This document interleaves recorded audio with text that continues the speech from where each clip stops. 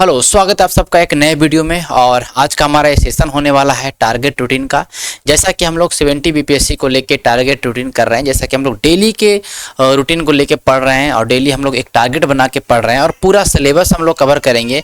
Exam के बहुत पहले कवर करेंगे और बहुत अच्छे तरीके से प्रीलिम्स प्लस मेंस दोनों का प्रिपरेशन अच्छे तरीके से हम लोग करेंगे। तो हमारे टारगेट रूटीन का वीक 20 है। अभी तक हम लोग 19 सप्ताह टारगेट रूटीन करके हम लोगों ने पढ़ा है और बहुत अच्छे तरीके से हम लोगों ने हिस्ट्री कि अगर हम बात करेंगे तो हिस्ट्री में हम लोगों ने एंशिएंट मेडाइवल कवर कर लिया है और मॉडर्न हमारा ऑनगोइंग है। हम लोगों ने ज्योग्राफी हम लोगों ने पॉलिटी पूरा कवर कर लिया है, पॉलिटी पूरा ख़त्म कर दिया हम लोगों ने। तो बहुत अच्छे तरीके से हम लोग इस टारगेट रूटीन को कवर कर रहे हैं। तो जो भी इस वीडियो को पहली बार देख रहे होंगे, मीन्स कि पहली बार ये डायरेक्टली वीक 20 अगर देख रहे होंगे तो उनको परेशान नहीं होना है ना।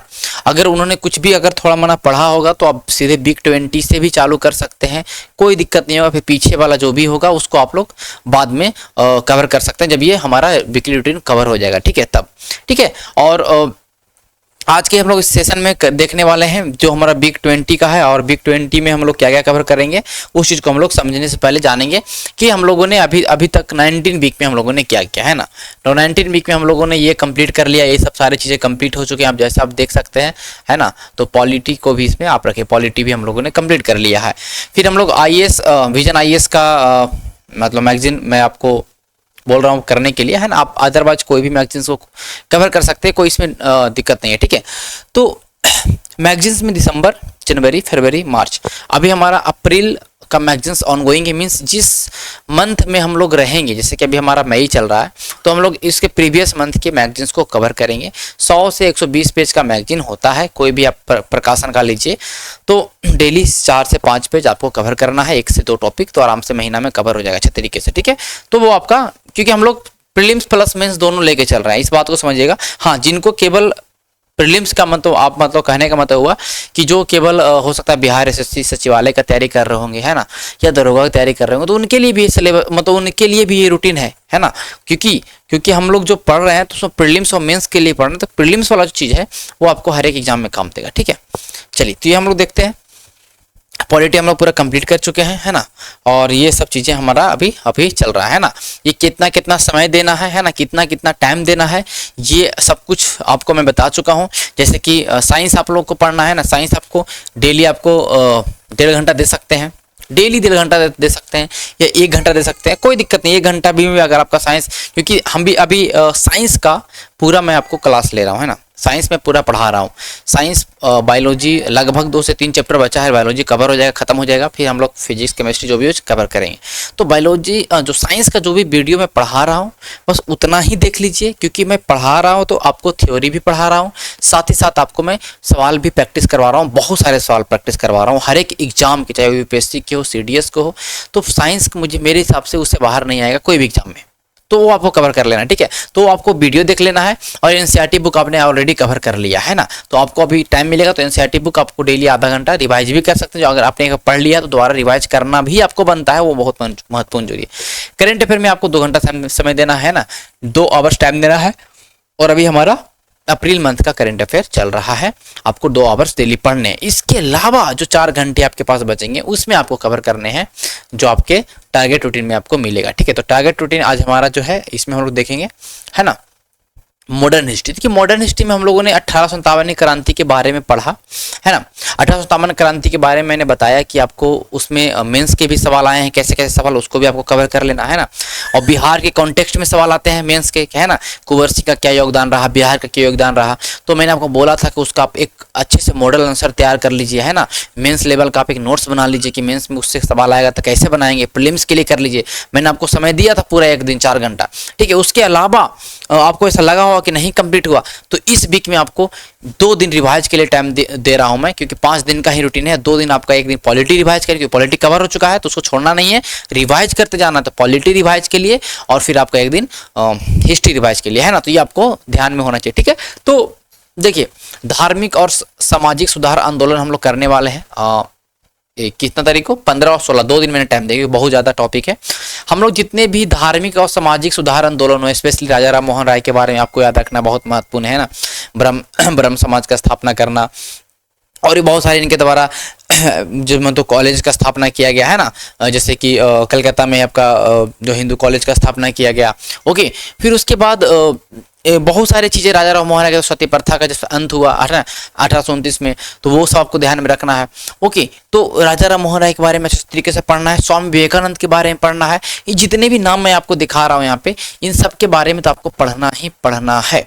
अब इस सब को जब बारे में पढ़ेंगे तो जितने भी इनके द्वारा जो भी सोसाइटी, जो भी समाज की स्थापना हुआ, चाहे वेद समाज हो, चाहे आर्य समाज हो, चाहे ब्रह्म समाज हो, ब्रह्म सभा हो, है ना, चाहे जितने भी आपके देखेंगे अपना प्रार्थना समाज हो, वो सारे आपको इससे मिल जाएगा। और सब कहाँ मिलेगा, अब अभी आपको बहुत इजी रूप से आप क्लास 8 मैंने आपको पूरा पढ़ा दिया एनसीईआरटी, है ना, सब एनसीईआरटी से बाहर कुछ नहीं। चैप्टर नंबर 8 आप देखिए, चैप्टर नंबर 8 या चैप्टर नंबर 9 भी कहीं कहीं मिलेगा, लेकिन उस चैप्टर का नाम है वीमेंस कास्ट एंड रिफॉर्म, मतलब महिला जाति एवं सुधार। इस चैप्टर का नाम है, इस चैप्टर को पूरा पढ़ लीजिएगा, ऑलमोस्ट सारे चीज कंप्लीट हो जाएंगे। और मैंने आपको एनसीईआरटी पढ़ा दिया है, तो वहां से कंप्लीट कर लीजिए। या तो एनसीईआरटी कि जो मैंने यहाँ लिखा एनसीईआरटी का जो मैंने हैंड रिटन नोट्स मैंने जो क्लास 8 का बनाया है बहुत ही बेहतरीन तरीके से, वो हैंड रिटन नोट्स आपको बीपीएससी प्लेटफॉर्म के एप्लीकेशन पे मिल जाएगा। एप्लीकेशन डाउनलोड करो और वहाँ से पीडीएफ को लो, और पीडीएफ से पूरा रिवाइज करने के लिए, पढ़ने के लिए बहुत अच्छा है, मतलब सारे एग्जाम में काम देगा, तो वहाँ से आप कवर कर सकते हैं। ठीक है, अदरवाइज आप एक चैप्टर नंबर 8 पढ़ लीजिए, वीडियो के माध्यम से पढ़ना तो वीडियो के माध्यम से पढ़ लीजिए, समय बचाना है तो, या आप बुक्स पढ़ना है तो बुक्स से पढ़ लीजिए, है ना। फिर स्पेक्ट्रम आपको बुक रखना ही रखना है, और स्पेक्ट्रम से सारे चीज आपके बहुत अच्छे तरीके से दिए गए हैं। तो 4 घंटे में 20 से 25 पेज तो पढ़ ही सकते हैं ना। तो ये 4 आवर्स में आपको ये पूरा पढ़ लेना है, और बहुत कुछ आपको याद भी होगा। ये सब केवल आपको फैक्चुअल डाटा ही एग्जाम में सवाल आता है कि राजा राम मोहन राय के द्वारा कौन से बुक लिखे गए हैं ना, बुक्स हो जाते हैं, उनके द्वारा स्थापित किए गए इंस्टीट्यूशंस आ जाते हैं। तो ये सब बहुत महत्व सिंपल चीजें आते हैं, है ना, ये सब। और ये सब कुछ प्रैक्टिस कहाँ से करेंगे, घटना चक्र से। तुरंत करना उसी दिन, क्योंकि कितना समय लगेगा, आधा घंटा लगेगा प्रैक्टिस करने में, क्योंकि अगर हम लोगों ने पढ़ लिया तो उसका सवाल लगाने में कितना समय लगेगा, आधा घंटा में 50 से 60 सवाल रिवाइज हो जाएगा। तो ये हमारा है ना। और क्विक रिवीजन अगर करना है तो लूसेंट से कर सकते हैं, क्विक रिवीजन फॉर लूसेंट, है ना, मतलब क्विक रिवीजन के लिए आपका लूसेंट है। ठीक है, ओके, ये हो गया हमारा। ठीक है, फिर हम लोग बात करेंगे ये पढ़ने के बाद हमारा 17 तारीख जो होगा, 2 दिन के बाद, क्योंकि 2 दिन है, क्योंकि आपको मैं यहाँ पे 8 आवर्स दे रहा हूँ, 8 आवर्स, तो 8 आवर्स तो भाई सफिशियंट है। ठीक है, 8 आवर्स तो सफिशियंट है। आप एनसीईआरटी पढ़ लीजिएगा, स्पेक्ट्रम में पढ़ लीजिएगा, घटना चक्र भी पढ़ लीजिएगा।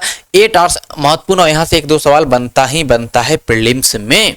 मेंस के लिए उतना ज़्यादा महत्वपूर्ण नहीं है टॉपिक, लेकिन आगे अगर होगा तो इस तरह के सवाल को हम लोग करेंगे मेंस के टाइम में। ठीक है, डोंट वरी उसके लिए। तो जितने भी कांग्रेस से पहले जितने भी राजनीतिक संस्थाएं बने, जितने भी राजनीतिक संघ बने हैं ना, उनके बारे में हमें पढ़ना है। कब, 17 तारीख को, 17 मई को। तो बंगाल में क्या क्या बना है ना, बॉम्बे में क्या क्या बना था, मद्रास में क्या क्या बना, ये तीनों प्रेसिडेंसी महत्वपूर्ण था, वो है तीनों जगह मेन चीज बना। जैसे कि देखिए बंगाल में क्या क्या बना था, बंग सभा, प्रशिक्षा सभा 36 में, जमींदारी एसोसिएशन जिसको हम लैंड होल्डर सोसाइटी भी बोलते हैं। 43 में बंगाल ब्रिटिश इंडिया सोसाइटी बना, ब्रिटिश इंडियन एसोसिएशन बना, ईस्ट इंडिया एसोसिएशन बना, पूना सार्वजनिक सभा बना। कौन स्थापना किया, कौन कौन मेंबर थे, कब बना, खत्म। बहुत इजी तरीके से, है ना, वो मैं एनसीईआरटी पीडीएफ में भी सब कुछ मैं आप डाल दिया हूँ। फिर उसके बाद क्लास 8 का ही चैप्टर नंबर 9 आप पढ़ेंगे, तो आपको मेकिंग नेशनल मूवमेंट जो है चैप्टर नंबर, उसका नाम है राष्ट्रीय आंदोलन करके, 1870 से लेकर 1947 तक, उसमें आपको सब कुछ मिल जाएगा। तो ये आपको एक दिन में तो आराम से हो जाएगा। 5 से 6 टॉपिक ही है, ज़्यादा नहीं है कि आपको परेशान होने की जरूरत है, बहुत ही इजी रूप से आराम से कवर आप कर लेंगे। ठीक है, तो ये आपका क्या हो गया, पॉलिटिकल एसोसिएशन बिफोर 1885, है ना। ये मतलब कांग्रेस से पहले का सब कुछ पढ़ लेना है, क्योंकि हम लोग अगला जो टारगेट आएगा, बिग टारगेट, उसमें पढ़ेंगे हम लोग कांग्रेस के बारे में। ठीक है, किसके बारे में पढ़ेंगे, कांग्रेस के बारे में। क्लियर है, आगे चलते हैं। अब देखिए ये सारे आपके ये पूरा ये मतलब आपका स्पेक्ट्रम का ही ये पूरा ये टॉपिक आप देख सकते हैं, मैंने टॉपिक ही यहाँ पे डाल दिया है। जितने भी मूवमेंट हैं, रामकृष्ण मूवमेंट, स्वामी विवेकानंद, सरस्वती देव समाज, धर्म सभा, भारत धर्म सभा, ये सब के बारे में थोड़ा थोड़ा आपको ध्यान में रखना है बस। और जो महत्वपूर्ण आपको मैंने नाम लिख दिया था उनके बारे में तो याद ही रखना है ना, जैसे कि रामकृष्ण मिशन हो गया, स्वामी विवेकानंद, सरस्वती जी हो गए, है ना। फिर उसके बाद आप देखिए कि जो जस्टिस मूवमेंट, सेल्फ टेम्परेंट्री मूवमेंट हो गया, है ना, बहावी हो गया, ओके, फैरेजी मूवमेंट हो गया, अहमदिया हो गया, ओके। तो ये जो आपको मैं अंडरलाइन कर रहा हूँ, ये सब कुछ महत्वपूर्ण मूवमेंट्स है ना। इधर आपके विद्यासागर हो गए, प्रार्थना समाज मोहन राय हो गए, है ना, young Bengal, Henry Vivian Derozio. लेकिन पढ़ लेना सबके बारे में, और क्या क्या याद रखना है वो आपको पता होना चाहिए, क्योंकि मैंने आपको बता दिया है। और जो भी चीज़ बचे खुचेगा वो सब हम लोग MCQ के माध्यम से ऑलरेडी कवर कर लेंगे, ठीक है। तो यहाँ तक आपको कोई परेशानी नहीं होना चाहिए मेरे हिसाब से, ठीक है। आगे चलते हैं। फिर अब हम नया चैप्टर चालू कर रहे हैं, वो है ज्योग्राफी, नया टॉपिक, क्योंकि पॉलिटी कवर हो चुका है तो ज्योग्राफी चालू करेंगे। और ज्योग्राफी टोटली रूप से हम लोग डिपेंड होंगे NCERT के ऊपर। थोड़ा माना हम लोग महेश कुमार बंडवाल जो बुक आता है उसका हम लोग हेल्प ले सकते हैं, अच्छा बुक है, उसको आप पढ़ सकते हैं। लेकिन लक्ष्य आप अगर आप NCERT से चलते हैं तो मेरे हिसाब से बहुत सफिशियंट है। फिर भी हम लोग बात करेंगे तो हमारा टॉपिक होगा 18 तारीख को इंट्रोडक्शन। हम लोग भारत के बारे में जानेंगे, बस हम लोग भारत का स्थिति, कहाँ भारत स्थित है, भारत कहाँ तक फैला है, अक्षांश देशांतर, भारत का स्थलीय सीमा क्या है, तटीय सीमा कितना है, अंतर्राष्ट्रीय सीमा किस देश के साथ कितना सीमा साझा कर रहा है, क्या है नहीं है, एवरीथिंग पूरा भारत का नक्शा याद होना चाहिए जनरली, है ना, कि कैसे टच कर रहा है, क्या कर रहा है, कितना अक्षांश देशांश है, कौन सा समय रेखा क्या है, कहाँ कौन कौन राज्यों से समय रेखा गुजरता है, कौन कौन राज्यों से कर्क रेखा गुजर रही है, सब कुछ हमें नॉलेज होना चाहिए। और ये सब आपको NCERT में क्लास 6 उठाइएगा, चैप्टर नंबर 7-8 पढ़ लीजिए, 15 मिनट लगेगा पढ़ने में, है ना। क्लास 9 का चैप्टर नंबर 1 उठाइए, 20 मिनट लगेगा पढ़ने में। क्लास 11 का चैप्टर नंबर 1 उठाइए, जो बुक है इंडिया फिजिकल बुक, वो 3 बुक आते हैं क्लास 11 में, लेकिन जो बुक का नाम है इंडिया फिजिकल, उसमें चैप्टर नंबर 1 उठाइए, आपको हार्डली 30 मिनट लगेगा। तो इधर 1 से 1.5 घंटा में आपका पूरा NCERT से समझ आ जाएगा।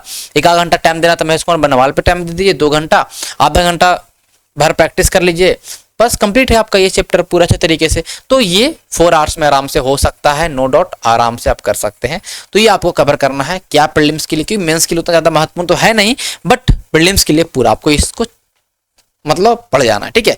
फिर नेक्स्ट डे हमारा 19 मई होगा, वो हमारा भारत के भूगार्भिक और भारत के भू आकृति। जनरली हमें इसमें क्या पढ़ना है कि जो हमारा भारत है, जब हम चट्टानों के प्रकार करेंगे, बिंदन क्रम की चट्टानें कहाँ हैं, गोंडवाना क्रम की चट्टानें कहाँ हैं, कोडप्पा क्रम की चट्टानें कहाँ हैं, आर्कियन क्रम की चट्टानें कहाँ पे पाया जाता है, वही हमें समझना है। और हमें ये भी समझना है कि अच्छा गोंडवाना क्रम की चट्टानें हैं तो वहाँ पे क्या कौन से मिनरल्स मिलेंगे, अच्छा आर्कियन क्रम की चट्टानें हैं तो वहाँ पे कौन से मिनरल मिलेंगे, सब कुछ महेश कुमार बंडवाल में भी दिया गया है और आपके NCERT में भी दिया गया है। लेकिन आप महेश कुमार बंडवाल को इस टॉपिक से कंप्लीट कर लेंगे तो अच्छा होगा। अदरवाइज आपके पास जो भी बुक होगा, माजिद हुसैन का अगर बुक है तो वहां से कवर कर सकते हैं, नो डाउट आराम से इस चैप्टर को कवर कर लीजिए। लेकिन मैंने बता दिया पढ़ना क्या, चट्टानों का क्रम पढ़ना है, बहुत ईजी रूप से 15-20 मिनट में कवर हो जाएगा, मैप के माध्यम से भी हो जाएगा, जरूरी नहीं है। ओके, भारत का भौतिक स्वरूप, अब ये मेन है। इंडिया का फिजिकल फीचर जो हम लोग समझेंगे कि जैसे इंडिया का फिजिकल फीचर क्या, हिमालय है, गंगा मैदान है ना, जिसको नॉर्दर्न प्लेन बोलते हैं, नॉर्दर्न प्लेन आपका हो गया, पूरा प्रायद्वीपीय पठार हो गया, ईस्टर्न घाट वेस्टर्न घाट हो गया, ओके, भारत के जो द्वीप समूह है वो हो गए, भारत का पूरा जो तटीय क्षेत्र है वो हो गया, ये सब के बारे में जानकारी। अब हिमालय के बारे में पढ़ रहे हैं ना, तो हिमालय की चोटी, सबसे ऊंची चोटी कौन है, भारत में कौन सा चोटी ऊंची है ना, भारत के बाहर कौन चोटी है, ट्रांस हिमालय क्या है, उत्तरी हिमाद्री है, शिवालिक हिमालय है, ग्रेट हिमालय है, सबके नाम सबके बारे में, है ना। जैसे कि हम लोग जब ईस्ट से वेस्ट चलते हैं तो कौन कौन सा चोटी आपको दिखाया जैसे नामचा बर्मा हो गया, है ना, कामेट हो गया, गौरी हो गया, है ना। इस तरह सारे जो आपके पिक्स हैं आपको याद होने चाहिए विथ मैप, है ना। अच्छे तरीके से हो जाएगा, प्रैक्टिस करेंगे, रिवाइज करेंगे तो आपको हो जाएगा। 4 घंटा टाइम मैं आपको दे रहा हूं तो आराम से हो जाएगा, ठीक है।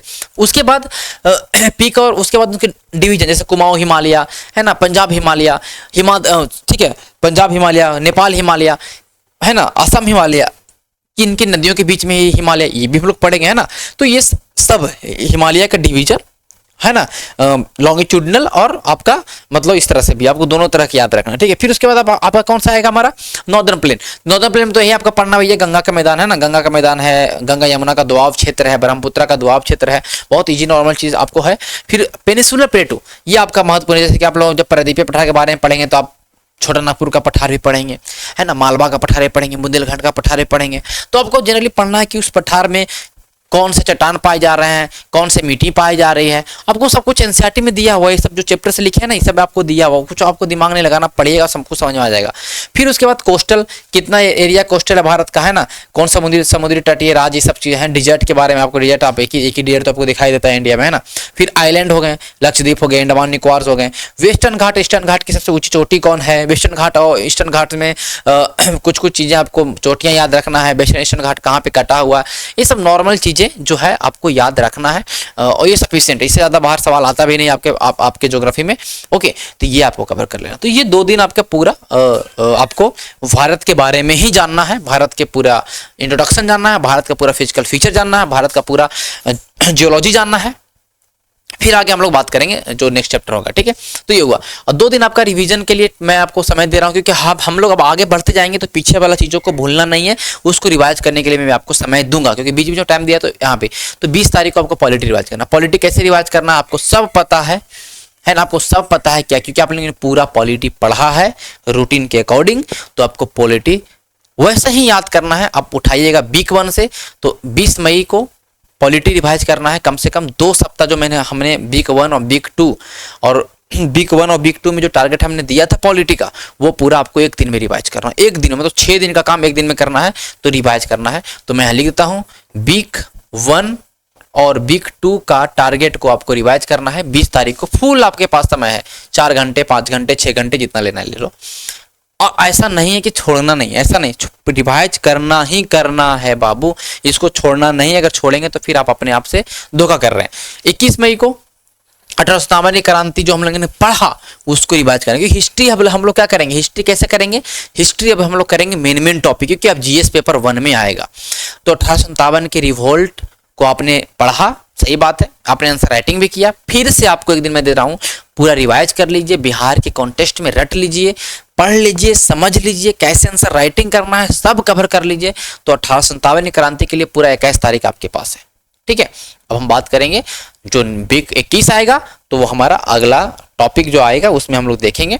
जनरली ज्योग्राफी में ज़्यादा समय नहीं लेगा, ज्योग्राफी बहुत जल्दी खत्म हो जाएगा हमारा, है ना, क्योंकि इंडियन ज्योग्राफी पढ़ने के बाद हम लोग जो वर्ल्ड ज्योग्राफी में वही फिजिकल चीज़ें देखेंगे ना, ज़्यादा हमें करना नहीं है, तो बहुत जल्दी ही हमारा कवर हो जाएगा। जनरली हमें 2 महीना के अंदर ज्योग्राफी और हिस्ट्री पूरा निपट जाने वाला है। मतलब आपका जब फॉर्म भराएगा पीपीएससी प्रीलिम्स का, तब तक हमारा मतलब बीपीएससी का फॉर्म भराएगा जब तक कि हमारा ये पूरा खत्म हो जाएगा, हिस्ट्री ज्योग्राफी, है ना। केवल बचेगा तो छोटा मोटा इकोनॉमिक्स बच जाएगा, तो उसको हम लोग 15-20 दिन में कवर कर लेंगे, ठीक है। या उससे पहले भी हो सकता है, नो डाउट ऐसा, ठीक है। चलिए, तो मिलेंगे हम लोग नेक्स्ट वीडियो में। और वीडियो अगर अच्छा लगा हो तो शेयर सब्सक्राइब जरूर करें, हर जगह भेजें वीडियो को, और एप्लीकेशन डाउनलोड कर ले, आपको सब कुछ वहाँ पे मिल जाएगा।